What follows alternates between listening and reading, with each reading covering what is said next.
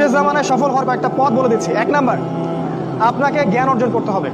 কোরআন হাদিসের সাথে সমসাময়িক যত জ্ঞান আছে সব অর্জন করতে হবে, এটা 1 নাম্বার। জ্ঞান নাই, আপনি শেষ জামানায় টিকতে পারবেন না। যাদের কাছে এই জ্ঞান ছিল তারা কিন্তু মহামারীর আগেই প্রস্তুতি নিয়েছিল। আমি অনেক ওস্তাদকে চিনি, বাংলাদেশের আলেম, তারা এই 2020 সালের আগে হজ করে ফেলছে। তারা আগেই বুঝতে পারছে 20 সালে কিছু একটা হবে, 20 সালে পৃথিবীতে কিছু একটা হবে, তারা আগেই বুঝতে পারছে। কারণ শেষ জামানার পড়াশোনা করেছেন তারা, কার পর কি হতে যাচ্ছে এটা তারা বুঝতে পারছেন, অনুমান করতে পারছেন। তাই জ্ঞান ছাড়া আপনি শেষ জামানায় টিকতে পারবেন না ভাই। জ্ঞান অর্জন করুন, 1 নাম্বার। 2 নাম্বার, জ্ঞান অনুযায়ী আমল করেন। যতটুকু জেনেছেন আমল করেন, কালকের জন্য অপেক্ষা করবেন না। আজকেই নামাজ শুরু করে দেন, দেনা পাওনা থাকলে আজকেই মিটিয়ে দেন। আজকেই পরিবারের সবাইকে ডেকে ওয়াজ করেন, নসিহত করেন যে দেখো সামনের দিনগুলো ভয়ঙ্কর, আমাদের জীবনকে গোছাতে হবে, যা করেছি তওবা করে আল্লাহর কাছে ফিরে আসেন। আল্লাহ পাক গফুরুর রহিম, আপনি তওবা করে এইমাত্র চলে আসেন, আল্লাহ মাফ করে দিবেন ইনশাআল্লাহ। আপনাকে আল্লাহ পাক পরীক্ষা করবেন আপনি সত্যিকারে তওবা করেছেন কিনা। আপনাকে প্রমাণ করতে হবে নামাজের মাধ্যমে, জ্ঞান অর্জনের মাধ্যমে, ভালো কাজের মাধ্যমে, সদকা করার মাধ্যমে।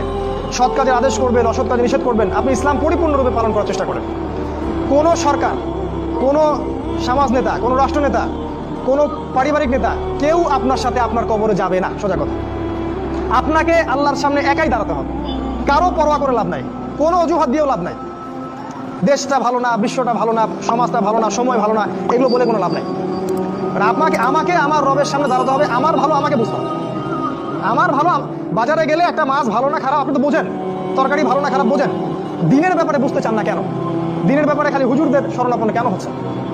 পড়াশোনা করেন, আমল করেন, আমল বাড়িয়ে দেন। দিন সময় নষ্ট করবেন না। যুবকদেরকে স্পেশালি বলবো, সময় নষ্ট করবেন না। শয়তান 3টা ধোঁকা দিবে যে পরে শিখে নিব, পরে করবো নি। শয়তান আসে বুঝাবে যে এখন কি আর বয়স হয়েছে, আগে পরে দেখা যাবে। শয়তান বুঝাবে আমি এগুলো জানি তো, আর জানার দরকার নাই। এগুলো শয়তান বোঝাবে আপনাকে। এই শয়তানের ধোঁকায় পড়বেন না। সময়কে মূল্যায়ন করেন, আমল করা শুরু করেন, আল্লাহর ওয়াস্তে তওবা করে আল্লাহর দিকে ফিরে আসেন। আল্লাহ পাক তৌফিক দান করুন, আল্লাহুম্মা আমিন। 3 নাম্বার, সৎ কাজের আদেশ করেন, অসৎ কাজে নিষেধ করেন। পরিবার থেকে শুরু করেন। আপনি ব্যক্তিটা গড়ে তোলেন, পরিবারটাকে ইসলামিক পরিবারে গড়ে তোলেন। আপনার ছেলে, আপনার মেয়ে, আপনার স্ত্রী, আপনার সন্তান, আপনার বোন, আপনার মা, সবার ব্যাপারে মনিটরিং করেন, চোখে চোখে রাখেন। আপনি জানেন না আপনার ছেলেটা অনেক আগেই জেনাকারী হয়ে গেছে, আপনি টের পান নাই। ছেলের হাতে স্মার্টফোন তুলে দিয়েছেন, ছেলে গোপনে গোপনে 10টা প্রেম করে, আপনি জানেন না। ও দুধ খায় না এখন, মনে করছেন যে ও দুধ খায়, ও অনেক ম্যাচিউরড হয়ে গেছে। আপনার মেয়েকে দেখে মনে হয় খুব পর্দা করে, দেখেন ভিতরে ভিতরে কোনো ছেলের সাথে সম্পর্ক তৈরি করে ফেলছে। অনেক ঘটনা ঘটে যায়, আমরা সরল মনে অনেক কিছু করি। আপনার ওয়াইফকে দেখেন, আপনি যখন বাসায় থাকেন না, কি করে না করে মনিটরিং করেন। টিভি বন্ধ করে দেন, সিরিয়াল টিরিয়াল বন্ধ করেন। এমন কারো